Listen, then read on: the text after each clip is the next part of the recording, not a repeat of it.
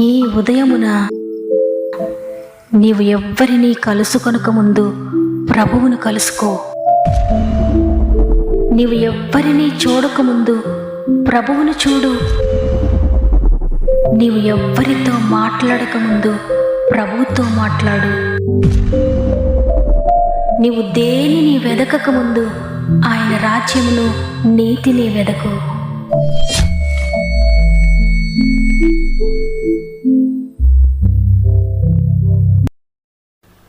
Praise the lord. ఈ ఉదయకాలమున God first అనే ఆధ్యాత్మిక కార్యక్రమమునకు మరి ఒకసారి మిమ్మల్ని అందరినీ హృదయపూర్వకంగా ఆహ్వానిస్తూ ప్రభువైన యేసుక్రీస్తు నామములో మీ అందరికీ నా యొక్క శుభములు తెలియజేస్తూ ఉన్నాను. ప్రియ దేవుని బిడ్డలారా, ఎలా ఉన్నారు? బాగున్నారా? దేవుని అత్యంత కృపలో మీరంతా బాగున్నారని విశ్వసిస్తూ ఉన్నాను. ఎందుకంటే నిన్ను ప్రేమించి నన్ను ప్రేమించి మనల్ని ఎంతగానో ప్రేమించి ప్రతిరోజు మనం లేవగానే మనతో మాట్లాడుతూ ఉన్నాడు ఆయన. ఒకవేళ మీ జీవితంలో దుఃఖం ఉండొచ్చు, మీ జీవితంలో ఎన్నో సమస్యలు మీకు ఎదురవుతూ ఉండొచ్చు, బాధ ఉండొచ్చు, కన్నీరు ఉండొచ్చు. అయినా దేవుని మాట మీ జీవితంలో నూతన సృష్టిని చేస్తుంది. ఎందుకంటే ఇది మనుషుల మాట కాదు, దేవుడే మీతో మాట్లాడుతూ ఉన్నారు. అందువల్ల దేవుని మాట మిమ్మను రేమ వలె తాకగానే ఆ మాట నమ్మిన వారందరి జీవితాల్లో నెరవేరబోతుంది. వాగ్దానాన్ని విశ్వసించండి, రిసీవ్ చేసుకోండి. మీకేమైనా ప్రార్థన విన్నపములుంటే కామెంట్స్ ద్వారా నాకు తెలియచేయండి. మీ అందరి కొరకు మేము ప్రార్థిస్తూ ఉన్నాం. ఈ కార్యం నా జీవితంలో నెరవేరుతుందని, ఈ సమస్య నుండి దేవుడు నన్ను విడిపించాడు అని నమ్మండి, ప్రార్థించండి. మీ జీవితంలో ప్రతి సమస్య నన్ను సాల్వ్ చేయబోతున్నాడు. ఈ మాటలు వింటున్న మీలో ఎవరైనా అనారోగ్యంతో ఉంటే, సమస్యలతో ఉంటే చివరి ప్రార్థనలో ఏకీభవించండి. పరిశుద్ధాత్మ దేవుడు మిమ్మల్ని తాకబోతూ ఉన్నాడు. సమస్యల్లో నిరాశలో ఉన్న వారందరికీ ఈ వాక్యాన్ని షేర్ చేయండి. ఎందుకంటే ఈరోజు దేవుడు అనేక అద్భుత కార్యములు మీ అందరి జీవితాల్లో చేయబోతున్నారు. రిసీవ్ చేసుకోండి. దేవునికి సమస్త మహిమ ఘనత చెల్లునుగాక. ఈరోజు ప్రభు మనకిస్తున్న ప్రశస్తమైన మాటను చదువుకుందాం. యెహెజ్కేలు 36వ అధ్యాయము 11వ వచనము. మునిపటి కంటే అధికమైన మేలు మీకు కలుగజేసేదను. ఆమేన్. మునిపటి కంటే అత్యధికమైన మేలు నీ జీవితంలో చేయబోతున్నాను. కాబట్టి ఎంత మాత్రమో మీ జీవితాన్ని గూర్చి, గతించిన సంవత్సరాలను గూర్చి, గతంలో మీరు ఓడిపోయిన విషయాలను గూర్చి, గతంలో మీరు కోల్పోయిన వాటిని గూర్చి భయపడకండి. అంతకంటే అత్యధికమైన మేలు మీ జీవితంలో జరిగిస్తానని ఈరోజు ప్రభు వాగ్దానం చేస్తున్నారు. అవును, ఒక కన్న తండ్రిలా ప్రేమించే ప్రభువు మనం ఉన్నత స్థితిలో ఉండాలని, మనము సంతోషంగా ఉండాలని, మనం ఆనందంగా ఉండాలని, మన జీవితాల్లో అభివృద్ధిని చూడాలని ఆయన కోరుకుంటున్నారు. ఒక తండ్రి తన బిడ్డ ఉన్నతమైన స్థితిలో ఉండాలి, నాకన్నా అభివృద్ధి చెందాలి, దుఃఖంతో ఉండకూడదు, కన్నీటితో ఉండకూడదు, నిత్యము సంతోషంగా ఉండాలి, ఆర్థిక బాధలు ఉండకూడదు, సమస్యలతో నలిగిపోకూడదు, అనారోగ్యాలతో నలిగిపోకూడదని ఏ విధంగా కోరుకుంటారో అదేవిధంగా ఆయన కూడా మనం అభివృద్ధి చెందాలని, మన జీవితంలో మేలు అనుభవించాలని ఆయన కోరుకుంటున్నారు. బైబిల్ గ్రంథంలో ఉంది, తల్లి తన కన్న బిడ్డను మరుస్తుందా? మరవదు కదా. ఒకవేళ తల్లైనా ఎప్పుడైనా మిమ్మల్ని మర్చిపోవచ్చు, తండ్రి అయినా విడిచిపెట్టచ్చు. కానీ నేను మిమ్మల్ని ఎప్పటికీ విడువను, ఎడబాయనని వాగ్దానం చేస్తున్నారు ఆయన. ఎందుకంటే ఈ లోకానుసారమైన తల్లి తన కన్నబిడ్డను విడిచిపెట్టడం, కన్నబిడ్డలను కాదనుకోవడం అనేక సందర్భాల్లో మనం చూస్తున్నాం కదా. కన్న తల్లి ఒకవేళ మర్చిపోయినా, కన్న తండ్రి మీరు అభివృద్ధి చెందాలని కోరుకొనకపోయినా, ప్రభువు మునుపటి కంటే మేలు మనం అనుభవించాలని మనల్ని గురించి ఆయన ఆలోచిస్తూ ఉన్నారు. ఇంతవరకు మీరు మీ జీవితాల్లో అనేకమైన కార్యములు, అనేకమైన మేళ్ళు పొంది ఉండొచ్చు. లేక నా జీవితంలో ఏ మేలు జరగలేదు, ఏ కార్యము జరగలేదు, నా జీవితం ఇలా మోడులా మిగిలిపోయిందని అనుకుంటూ ఉండొచ్చు. మీరు ఏ స్థితిలో ఉన్నా ఇంతకు ముందు కన్నా అద్భుతాలు మీరు చూడబోతున్నారు త్వరలోనే. ఇంతవరకు ఏ మేలు జరగకపోయినా ఇది మొదలుకొని మీ జీవితంలో కార్యములను చేయబోతున్నాడు. అధికమైన మేలు అంటే అత్యధికమైన కార్యములు, అద్భుతకరమైన కార్యములు మీరు చూడబోతున్నారు. ఎందుకంటే మన ప్రభువు మన జీవితంలో మేలు చేసే ప్రభు ఆయన బిడ్డవైన నీ జీవితంలో ఆయన మేలు చేయకుండా ఉండలేరు. ఒకవేళ నీవు దేవునికి దూరంగా జీవిస్తూ ఆయనను వ్యతిరేకిస్తూ ఉంటే, ఒకవేళ నీవు ఇంతవరకు ఆయన మేలు చూడలేకపోయేవేమో. కానీ నీవు ఆయన బిడ్డగా ఉంటే, ఆయన కుమార్తెగా ఆయన కుమారుడిగా ఉండడానికి నీవు ఇష్టపడితే, అయ్యా నేను నీ బిడ్డగా ఉంటాను, మీరు నాకు కావాలి, మీరు నాకు తండ్రిగా ఉండండి అని నీవు కోరుకుంటే, నీవు ఆశపడితే, తన్నెందరు అంగీకరిస్తారో వారందరూ ఆయన బిడ్డలుగా ఉండడానికి ఆయన అధికారం ఇస్తాడు. సృష్టికర్తకు నీవు బిడ్డగా ఉంటే ఇక నీ జీవితంలో కొదువేముంటుంది?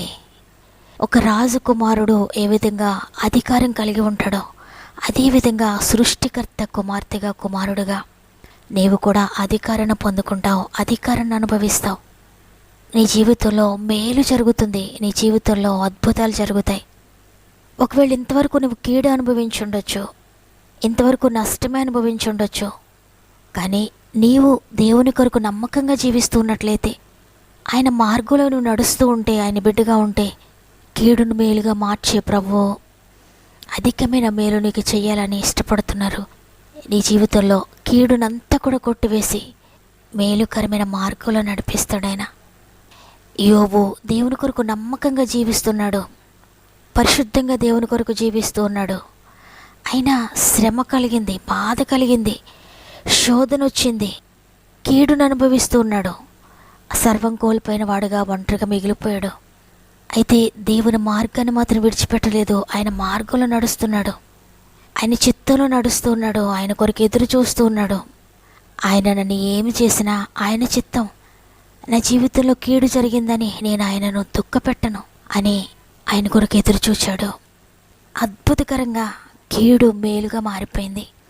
అంతవరకు అనుభవించిన కీడు రెట్టింపు ఆశీర్వాదంగా, రెట్టింపు మేలుగా మారిపోయింది. ప్రజలందరూ కూడా తనకు కలిగిన కీడును బట్టి యోబును హీన స్థితిలో చూస్తున్నారు, హీనమైన వానిగా చూస్తూ ఉన్నారు. అయినా మనుషులను పట్టించుకోలేదు, కేవలము దేవుని వైపే చూచాడు యోబు. ఎందుకంటే తనను హెచ్చించాలన్నా, తనకు మేలు చేయాలన్నా ఏదైనా నా ప్రభువే చేయాలి, ఈ లోకంలో మనుషులు ఎవ్వరూ కూడా నన్ను హెచ్చించలేరు, నాకు మేలు చేయలేరు అని యోబుకు తెలుసు. కాబట్టి మనుషుల వైపు చూడకుండా ప్రభు వైపు చూచాడు. ప్రభు జోక్యం చేసుకున్నాడు. ప్రభు అద్భుతకరంగా భయంకరమైన కీడునంతటిని ఆశీర్వాదంగా మార్చివేశాడు, మేలుగా మార్చివేశాడు. మునిపటి కంటే రెట్టింపుగా అధికమైన మేలు పొందుకున్నాడు, ఆశీర్వదించబడ్డాడు. ఏవివైతే ఆయన కోల్పోయాడో వాటన్నిటినీ రెట్టింపుగా పొందుకున్నాడు.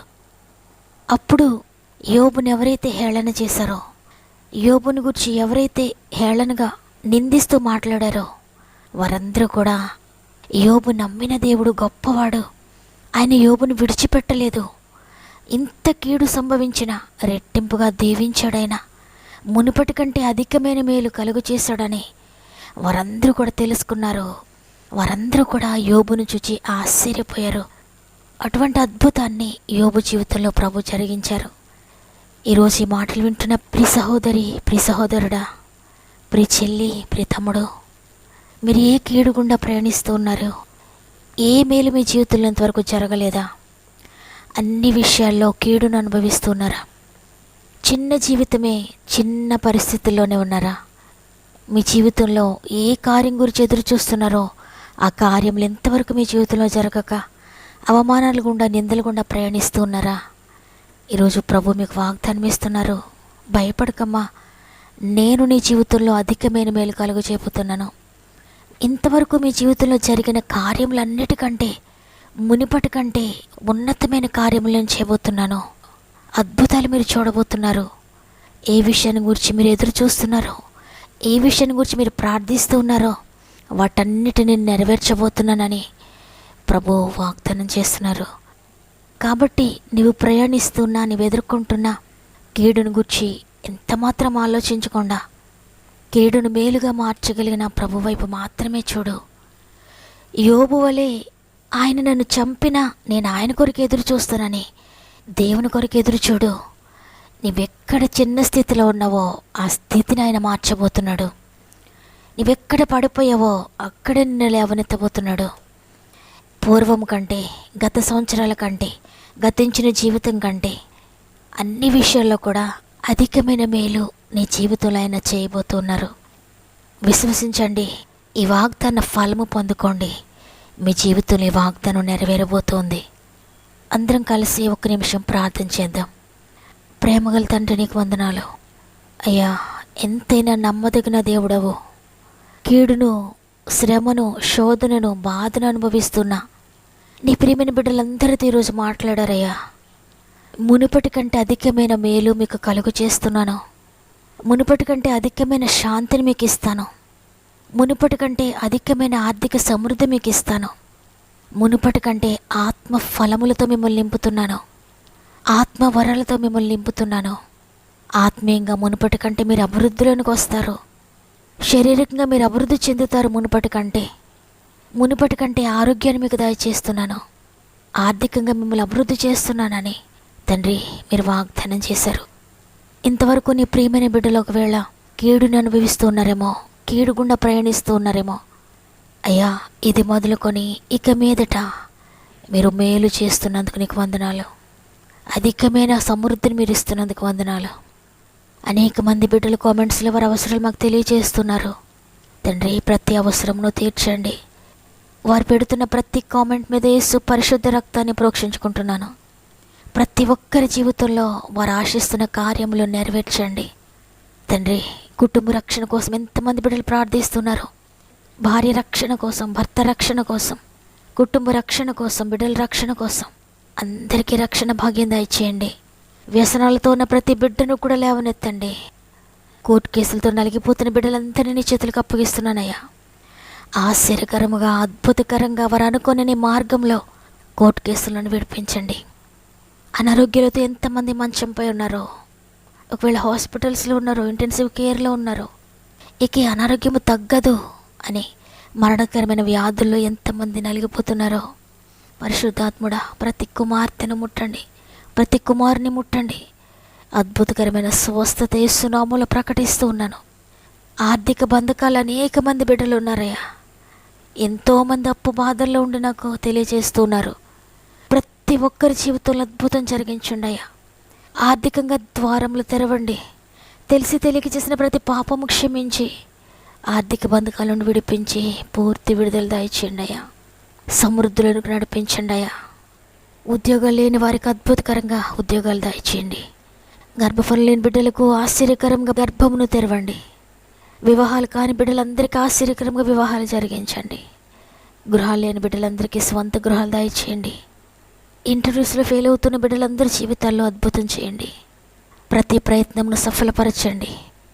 ప్రత్యేకంగా ఎగ్జామ్స్ రాస్తున్న బిడ్డల్ని చేతులకు అప్పగిస్తున్నానయ్యా. ప్రతి ఎగ్జామ్లో మీరు తోడుగా ఉండి మీ జ్ఞానమును దయచేసి, మీ జ్ఞాపక శక్తిని దయచేసి నడిపించండి. మంచి రిజల్ట్స్ దయచేయండి. నైనా ఈ దినమును ప్రారంభిస్తున్న మా ఆత్మీయ కుటుంబానికి తోడుగా ఉండి వారు ఏ ప్రయాణం చేస్తున్న, ఎక్కడికి వెళ్తున్న ప్రతి పనిని సఫలపరిచి, ప్రతి ప్రయత్నాన్ని సఫలపరిచి గొప్ప విజయము ఈ దినమంతా దయచేయండి. మ్యారేజ్ డేస్, బర్త్డేస్ జరుపుకుంటున్న వారిని ప్రత్యేకంగా మీరు దీవించండి. ఈ నూతన సంవత్సరం అంతా మీరు తోడేండి నడిపించండి.